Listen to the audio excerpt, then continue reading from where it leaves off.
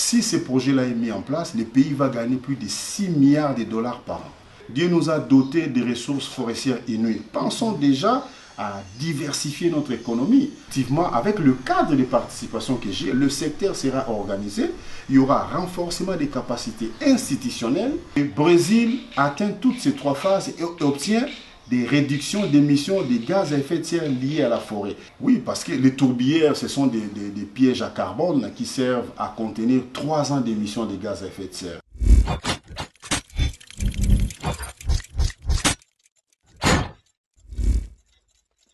Bienvenue dans cette émission Congo Analyse. Aujourd'hui, nous recevons pour vous un expert, un grand expert en République démocratique du Congo. Vous savez bien, notre pays est le deuxième poumon en termes d'environnement. Spécialement, aujourd'hui, nous parlons de la forêt de la RDC. Et aujourd'hui, nous recevons professeur Phimpa Tuizana Tuizon, docteur en droit de l'environnement et développement durable de l'Université de Montréal au Canada. Il est aussi professeur de droit de l'environnement à l'UNIKI, à l'UPC et d'autres universités privées en République démocratique du Congo. Et je signale qu'il est aussi spécialiste de REDD+. Professeur, bonjour. Bonjour, M. Julio. Qu'est-ce que nous pouvons retenir en quelques mots spécialisation que vous avez fait de REDD+. C'est quoi REDD+? Ok, merci pour la question. REDD+, c'est un programme qui vise à réduire les émissions de gaz à effet de serre liées à la forêt, en même temps en conservant les forêts, en gérant les forêts de façon durable et en augmentant les stocks de carbone. Parce que c'est les stocks de carbone là qui permettent, n'est-ce pas, d'éviter les émissions de gaz à effet de serre.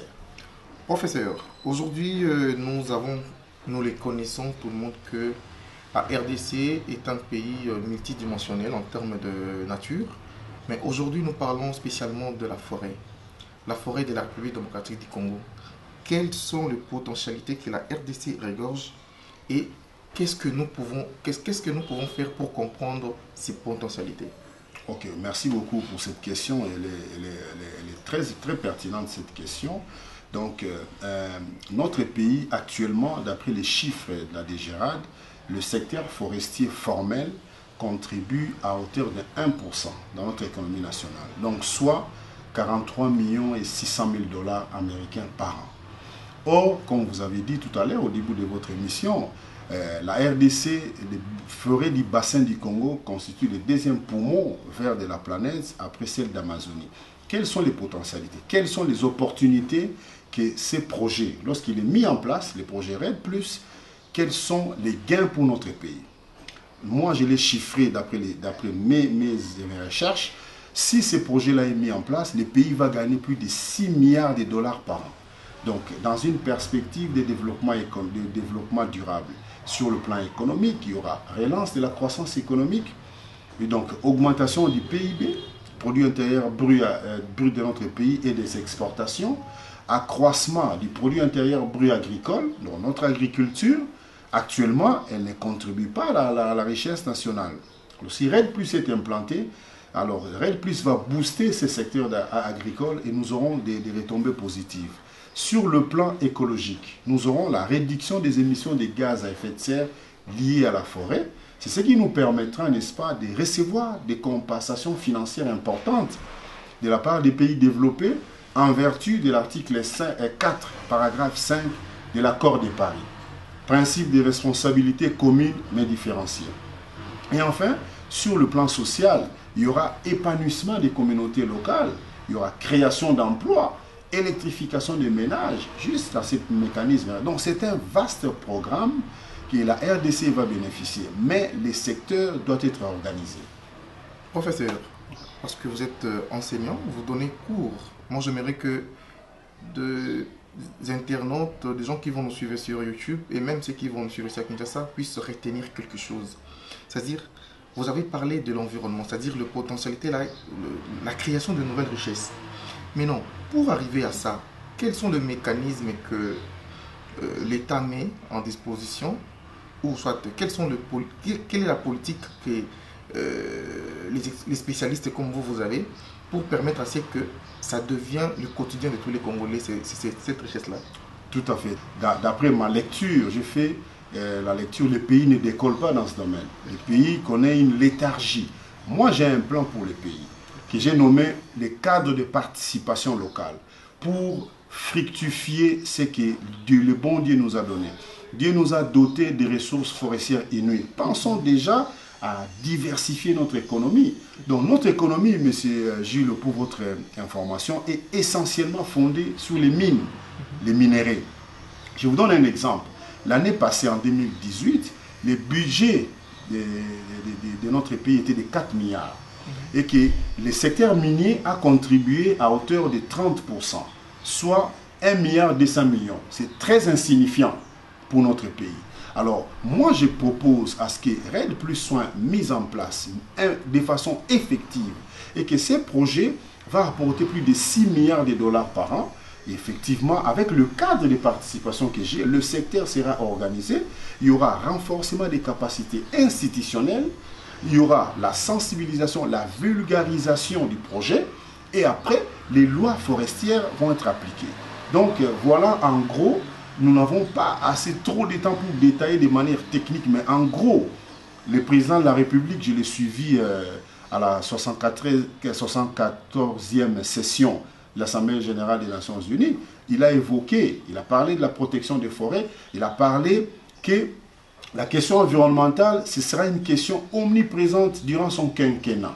Alors voilà, voilà ce que nous pouvons capitaliser comme discours du chef de l'État et les mettre en mouvement. Qu'est-ce qu'il faut faire? Il faut trouver des mécanismes. Voilà, par exemple, moi je propose ces cadres de participation locale qui vont nous apporter des bénéfices écologiques, économiques et sociaux chiffrés à plus de 6 milliards de dollars par an. Si les communautés locales, si le projet est bien mené, si les communautés locales sont mises à contribution, et je pense que le projet aura du succès. Voilà, nous prenons la seconde question qui est basée beaucoup plus en termes de ce financement que l'Amazonie a reçu, 500 millions. C'est le budget que l'ONU a prévu pour la forêt amazonienne. Mais pourquoi nous, la RDC, nous ne bénéficions pas de ces projets-là? Une très bonne question. La RDC ne bénéficie pas de ces projets parce que le secteur ici dans notre pays n'est pas organisé. Je vous rappelle que RED Plus est récompensé en fonction des résultats. L'Amazonie, le Brésil réalise ces résultats. Le projet RED Plus a 3 grandes phases. Nous avons l'implantation ou lancement du projet, nous avons la mise en œuvre ou l'application du projet et enfin, le suivi et l'évaluation des résultats. Le Brésil atteint toutes ces 3 phases et obtient des réductions d'émissions de gaz à effet de serre liées à la forêt. Et c'est sur cette base que les compensations financières sont transférées des pays du Nord vers les pays du Sud. Donc, le Brésil, les forêts d'Amazonie contribuent à baisser, à limiter les émissions de gaz à effet de serre, raison pour laquelle il reçoit des compensations financières parce que le secteur est bien organisé. Professeur, en rapport avec la diminution des gaz à effet de serre, il y a des experts qui sont venus trouver au niveau de l'équateur les tourbières. Qu'est-ce que nous pouvons retenir avec ça? Oui, parce que les tourbières, ce sont des pièges à carbone qui servent à contenir 3 ans d'émissions de gaz à effet de serre. Donc on peut polluer la planète, mais ces tourbières-là ont cette potentialité de stocker 3 ans d'émissions, de pollution des gaz à effet de serre. Et ces tourbières se trouvent dans la République démocratique du Congo. Mais ce n'est pas géré de façon écologique. Raison pour laquelle j'insiste, monsieur le journaliste, il faut que le secteur soit organisé.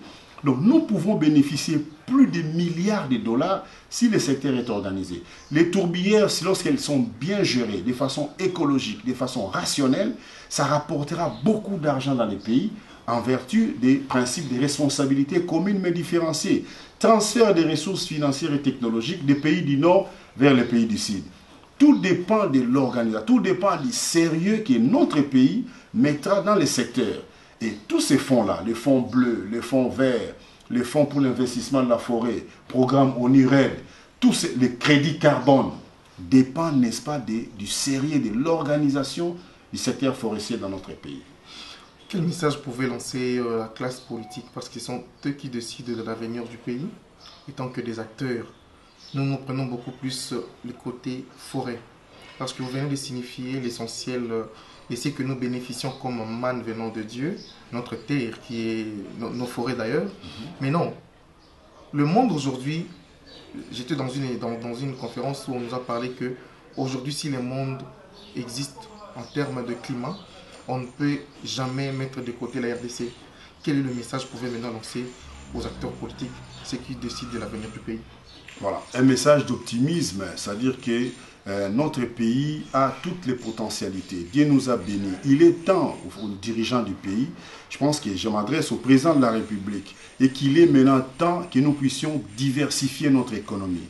Notre économie est fondée sur les ressources minières. Ces ressources-là ont des soucis sur le plan international. Un, ce n'est pas nous qui fixons les prix, c'est l'acheteur qui fixe le prix de nos produits. Ça, c'est de un. De deux, deuxième souci, c'est que ces produits sont périssables, épuisables. Alors, pourquoi ne pas emboîter, pourquoi ne pas embrasser d'autres ressources comme les ressources forestières? Et ces ressources forestières, avec l'implémentation du projet RED+, nous aurons des bénéfices de plus de 6 milliards de dollars par an. Notre économie sera diversifiée. Et quand les produits miniers connaîtront un souci sur le plan international, l'État aura une large marge de manœuvre pour recourir aux ressources forestières pour faire face à ces obligations régaliennes. Donc je propose l'implémentation du projet RED+, avec un cadre que j'ai pour les pays, cadre de participation locale pour réaliser ces recettes et réduire la pauvreté. Parce que le chef de l'État en a parlé lors de son discours à l'Assemblée générale des Nations Unies. Réduction de la pauvreté, c'était une priorité majeure dans son quinquennat. Comment réduire la pauvreté si les recettes de l'État les recettes ne sont pas maximisées? Donc, nous voulons qu'il y ait accroître la richesse nationale dans le secteur forestier. C'est possible. C'est possible de réaliser le développement durable dans notre pays. C'est juste une question de volonté politique. Voilà le message que j'ai pour notre pays. Maintenant, un petit message en rapport avec nos communautés. Nous avons une grande communauté de pygmées. Nous avons une grande communauté des autochtones qui, grâce à la forêt, vivent. Un petit message et puis nous allons clôturer notre émission. Voilà, je lance un message à la communauté, ensemble, les communautés locales et autochtones, voilà, que les forêts constituent une ressource importante, déterminante pour ces communautés. Mais ces forêts doivent être protégées. Ces forêts doivent être gérées de façon écologique. Donc moi, j'ai une alternative. C'est le projet RED+, qui constitue une alternative. Parce que ne mettez pas le feu de forêt, ne mettez pas le feu de brousse. Parce que quand vous mettez le feu de forêt, vous détruisez l'environnement. Vous augmentez les émissions de gaz à effet de serre. Donc le message que j'ai pour ces communautés, l'avènement du projet RED+. Nous militons pour que le projet RED+, soit effectif sur l'ensemble du territoire national pour résoudre les problèmes de pauvreté dans nos communautés rurales. Nous sommes arrivés à la fin de notre émission. Nous avons reçu pour vous le professeur Fimpa Tuizan-Atuizan, docteur en droit de l'environnement et développement durable de l'Université de Montréal au Canada et professeur de droit de l'environnement en République démocratique du Congo, beaucoup plus à l'UNIKIN et d'autres universités ici à Kinshasa et à travers nos provinces. Professeur, merci. Ça fait plaisir. Veuillez vous abonner sur notre page, plutôt sur notre site www.congo Essengo Télévision. Et je pense que, professeur, ce n'est pas la dernière fois. Nous allons encore passer pour débattre sur le même, parce que le questionnaire que nous avons sur la forêt, elle est tellement vaste. Et nous allons encore repasser pour questionner d'autres questions, chercher à comprendre la place du Congo au cœur du monde. Nous chercherons à connaître la place de nos citoyens congolais avec notre forêt. Qu'est-ce que nous devons décider de l'avenir du monde avec notre forêt? Merci, professeur. Merci beaucoup. Merci.